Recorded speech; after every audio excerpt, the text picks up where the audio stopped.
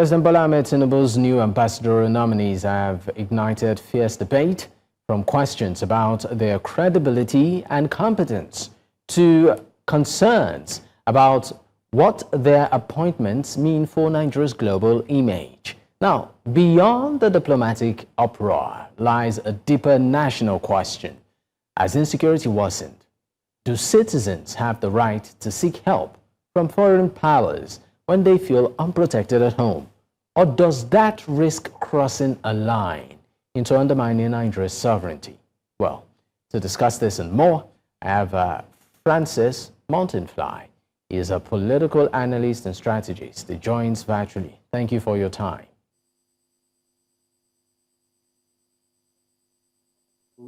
Thank you, Dr. Good evening for having me. All right, it's great to have you again, Francis. Well, let me, of course, start by first asking what you, with the recent news of attacks, gale of attacks that we've witnessed, across many parts of Nigeria, particularly since the U.S. interest in our security. For you as a Nigerian, and a concerned one that is, what does this reflect? Yeah, thank you, Dr. for asking this question. Last month, I've been on another TV station to air my view about this concern. I mean, let us not forget, I know a lot of stakeholders may argue and whatnot, but before you argue, first of all, you need to understand that Nigeria, we're in the blink of collapsing into what I call internal insecurity. I mean, you can target terrorism, you can target banditry, you can call it whatever you want to call it. But the truth is that the country is in need of help. And that help calls for this international collaboration.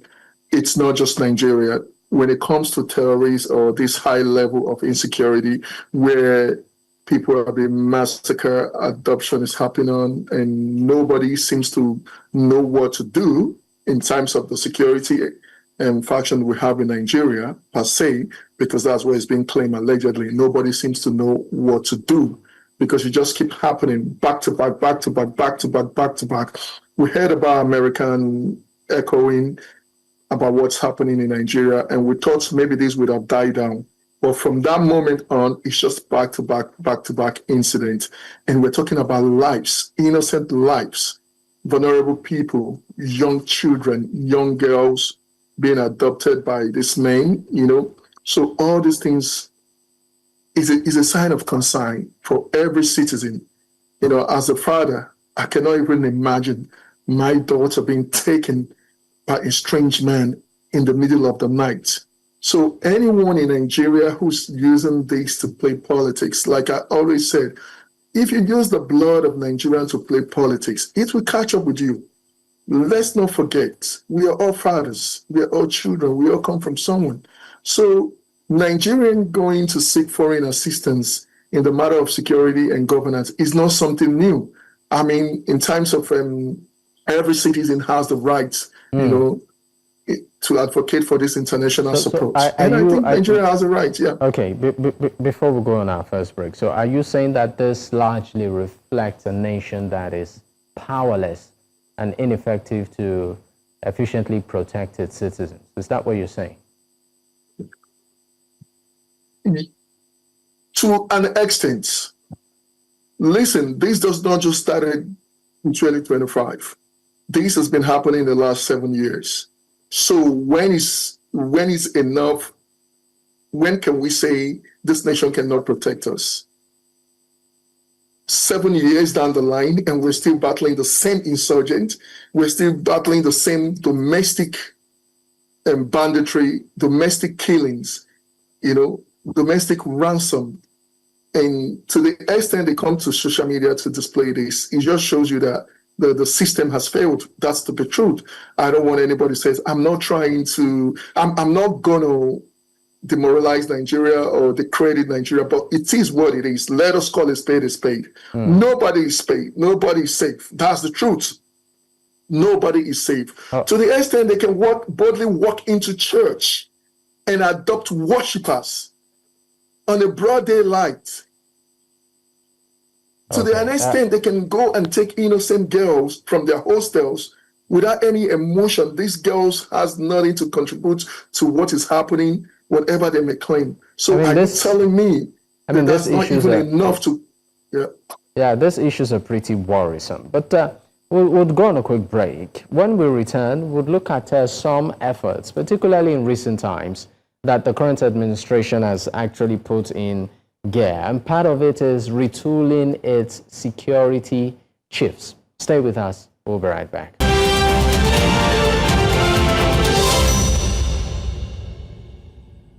Many thanks for staying with us. It's still Politics HQ on News Central Television. I still have my guest with me.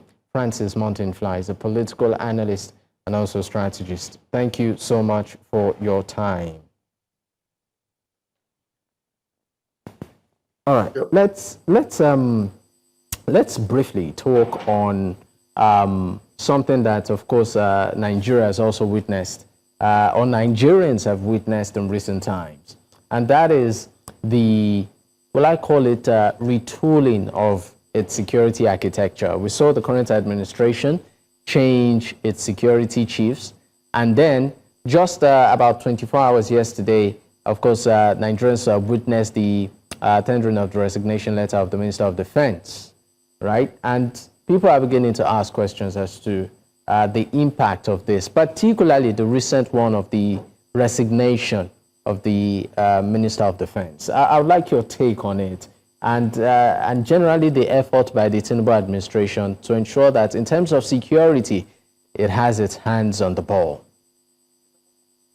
Yeah, thank you very much, Ndapo. I mean, I'm quite emotional as to what has happened in the last 6 weeks. When it comes to the security chiefs, whatever, they are reshuffling, they are bringing in, and the question still lied. What it's the selection criteria? What are the understanding about the problem that Nigeria is facing? Are they just coming there to come and to add CDS on their resume and out they go, that you cannot stand to defend the nation? These troubles me when I hear people in the authority, in security, and they're trying to negotiate with, a terrorist. I mean, Nigeria, in the global hemisphere, Nigeria is the only country in the world, in this globe, still negotiating with terrorists. Who does that? There's nothing good comes out of this negotiation, period. Let's call it a spade. A security chief is there to do what? To protect. Every citizen's life of Nigeria is in his own hands. That's why they are security chiefs, is to give order, is to also help the president to get certain crises, curtail. Not just saying the order must come from above. We saw what happened somewhere in Kebbi, where someone gave orders and the security personnel was removed, and 45 minutes later, this adoption happened. So you're telling me someone is superseding the order of the chief of armed forces of Nigeria or the service chiefs? So if it's not a service chief that gave the order, who did? So we need to begin to understand what we're dealing with. It's not about bringing in the next service chief and the next service one. What are they doing? What are their actions? What are their plans? They should give us a plan. They should give us a timeline. They shouldn't just come and show one video clip out of nowhere and say, no, that's not what Nigeria needs. We need our country back. We need a trust in our security. I mean, talking about this fight, there have been, will I call it, concerns and proposals as regards our strategy of engagement. While, of course, we know that in military term, there is the kinetic and non-kinetic approach. Many have said, given the current situation right now, the country might just need to up its game when it comes to, showing fire, and that is fighting from a point of vantage. some have suggested that as against the conventional, will I use it, warfare tactics of having to have boots on the ground and having rifles and all of that pointed in directions. Some have said, why not embrace tech? And so that brings to the issue, to the fore, the ideas of drone technology, laser beams and all of that, that maybe this might just be a way to tackle, our insecurity challenges, as against, the conventional warfare. What do you make of this? We are seeing states like Enugu, for instance, taking the forefront in drone war, tech warfare, so to speak. Yeah, beautiful. And I think the president should bring this guy from Enugu. The Mba, it's something else. I'm very happy that you touched upon Enugu. This guy understood one thing: deterrence. You see, before you carry out any security operations, deterrence plays a very vital role. I've been in the West, I've been a security personnel in the United Kingdom, and I've gone through various training, and I know deterrence is the first starting point for any security infrastructure or fabrics that you're going to put in place. You see, what Mba has showed Nigeria is that certain things can be achieved, because this is a deterrence that tells us people that we are watching, we know where you are, we can see you, so there is no place for you here. Enugu is not a place where you can come and carry atrocity and go, we will track you down. And the same thing, if a state can put these infrastructures in place, and you're telling me the nations cannot. Just a few days ago, I heard a senator asking a question about, they're talking about the kinetic or not kinetic, and they bought this Chinook or whatever they bought, and when they were about to use it, they're talking about sensors. Does even align with what Nigerian military should be telling us, that they couldn't use an ammunition that they have to fight? Who are we fighting? We're fighting an insurgents. These people are here to kill and to destroy. They have no regard for human life. Look at what they did to a brigadier. Do they negotiate with the brigadier? Do they care about the family or about the Nigerian? So why would the army begin to talk about kinetic or not kinetic, still negotiating? Do we need to put a boot on the ground? Let me remind you, or the Nigerians, that the ECOMAG, the Nigerian military, is still regarded as one of the best in guerrilla warfare in Africa, in sub-Saharan Africa. They will still remain one of the best. So if we can go into countries to help put peace there, and in our own backyard, we can solve the problem, then something must be wrong. Okay, so let's look at the political will too in all of this. You made reference to politicians in your analysis, and many have come to ask the question as regards the political will to actually put this fight, to the doorstep of the enemy, the aggressors themselves, in terms of manpower, in terms of tactics, in terms of will I call it strategy. For quite a couple of people, they would say Nigeria is there, but would you say there's enough political will to ensure that this fight is not just taken home, that's to the base of the terrorists, but we win? Thank you, Dako, for asking. The president should give the order to the CDS, and the CDS should go ahead and do the needful. It's as clean as like that. We're talking about military. We're talking about, do you know how many military factions we have in Nigeria? There's the Navy, there's the Air Force, there's the civil defense, there's the police, there's the mobile police, all these terrorists, by numbers, they cannot outweigh one of Nigerian garrison. I can be honest with you. What do they have? People say they have sophisticated, no. It's just the politics, and the politics, and we need to go beyond that politics. We need to go beyond that dimension, because if any governor or whosoever is trying to come in to babysit what we are seeing, or to play mind game, or to play with the blood of innocent Nigeria, or to tell us that, oh, these people, they are our brothers, hell no. There's no, you see, we've moved past that level. They came for war. They're ready for war. And when your enemy attacks, what do? You respond back. You can sit back and says, oh, I'm giving you 1 hour, 24 hours to leave Nigeria. Leave Nigeria to where? They came into Nigeria and they are breeding in Nigeria. So why are we talking about politics here? These are the job of the CDS, the military guys, to do the needful. We've seen it in Bayelsa. We've seen it in Delta. We've seen it in Benue. So why is this different? We're playing politics. That's the word. We're playing politics with the life of Nigerians. And those involved, they know themselves. We know them.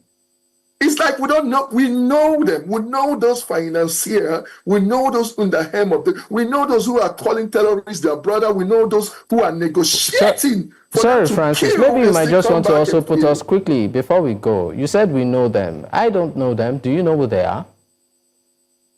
Oh my God, we are in Nigeria. From their words, you can tell. Like who? From their words, we can tell. There are all those people there. Okay, let me give you a very good one. What about this guy calls himself Gumi? Why is he still parading himself, talking about let me call him Sheikh Gumi.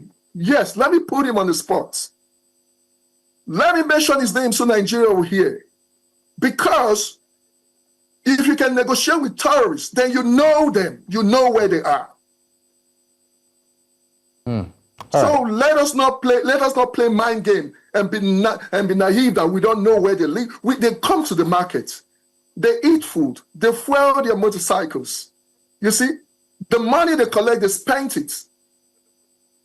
So when Nigeria cannot stand up and speak the truth and face the truth, Gumi should be telling Nigerians where these people are, except he himself is capable of it.